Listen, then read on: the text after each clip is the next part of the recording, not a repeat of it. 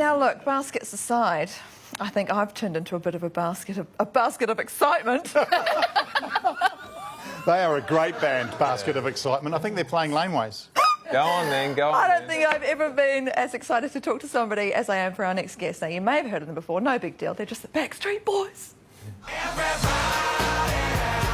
They've been breaking hearts around the world since their debut album in 1996. 130 million records and countless posters on bedroom walls later, Backstreet's back. All right! Now the most successful boy band of all time are heading to New Zealand with their DNA World Tour. Pumped to play their brand new tunes, the Backstreet Boys still promise to perform their mega hits.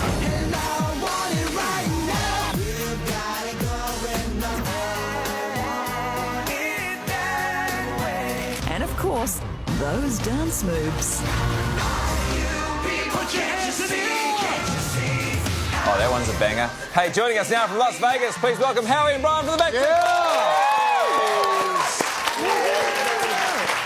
Boys. The most successful boy band of all time, and now you guys are coming to New Zealand. We're very excited. Can I ask how touring has changed for you guys over the years? You want to take that one, Howie? You know what? I think, when we first started, obviously, we were all very young guys. Some had girlfriends, some didn't. But we were all like in our teenager years and, early 20s. So I think when we first started, we were experiencing life on the road and all the perks that came along with it, traveling around the world and seeing new places and then new foods and meeting great people. And I think that's definitely some fun that we'll never, can never replace on that level. But I think as we've gotten older, I think we've become a little bit more seasoned, especially now that we have families, and we're now, I think, seeing some of these places through our kids' eyes really helps bring back that spark that, that came in the early days. Speaking of spark, we're going to be at the Spark Arena on May 16th. You see how I put that in there, right? Hey, I like that. One thing you just mentioned was having kids, so I guess the question has to be, are you guys still sexual? Yeah. At least hopefully to our wives. Yeah, I mean, I think like Howie was talking about, we've literally grown up in this business with each other as like the family, the road family. Now, now we're all Backstreet dads. Some of us are clinging to the dad bod, and some of us are taking care of ourselves, but I think it's all part of it. And it's nice to have new music. We're going to sing all the, am I sexual? Yeah. Woo. We'll sing all that too. But, it's nice to do the new stuff. You sing. I love it so much. You guys really are the OG of boy bands. So have you been kind of sitting there watching this new wave come through, like One Direction that have come through since the mid-90s?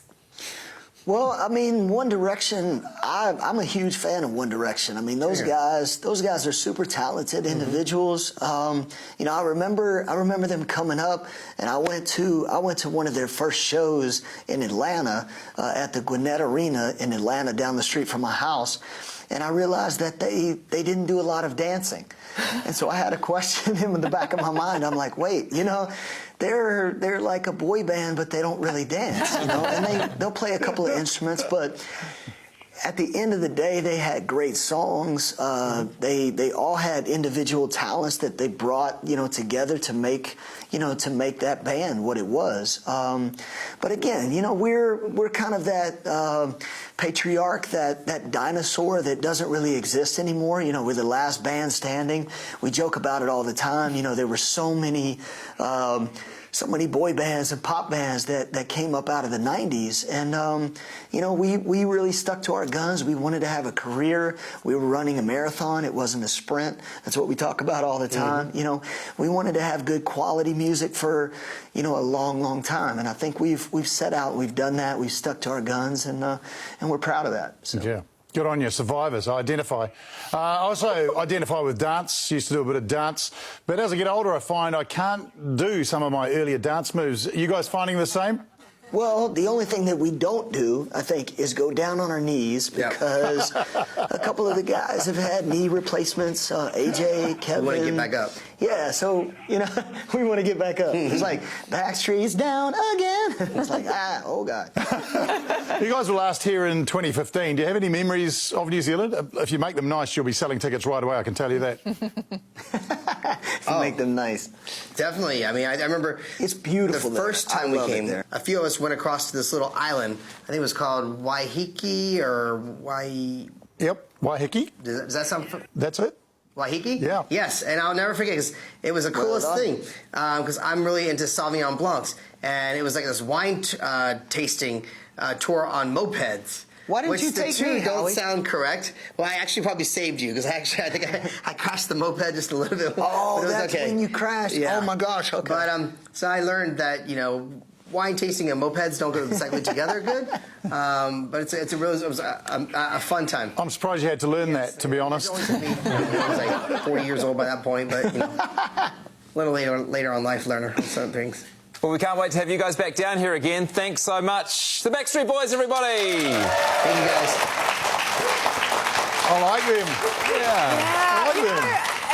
Back in the day, it was always like, are you a Brian or are you a Nick? And I was always like, I'm a Nick because he's sort of like the bad boy one. But I think now I'm definitely a Brian. I really like with him. you. I'm a Brian. Chat, yeah. Apparently I'm a Samantha. Well, the Backstreet Boys will be performing live in Auckland in May 2020. I took that Cleo quiz. May next year, and tickets go on sale midday on Monday. Don't miss out.